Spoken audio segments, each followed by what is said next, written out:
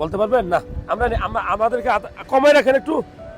যারা ভিডিওটা দেখছেন, এই হলো রঙিন ফল। আমরা বলি সবসময় রঙিন ফল খাবেন।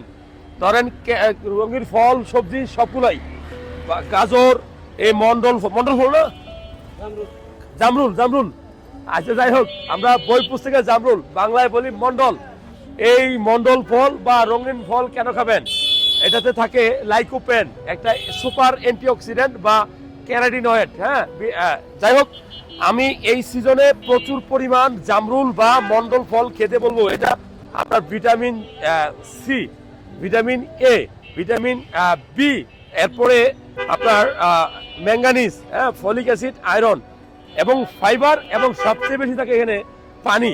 সো আপনি এই সিজনে, এই গরমে প্রচুর পরিমাণ আপনি এই জামরুল বা আপনার মন্ডল ফল আপনি খেতে পারেন।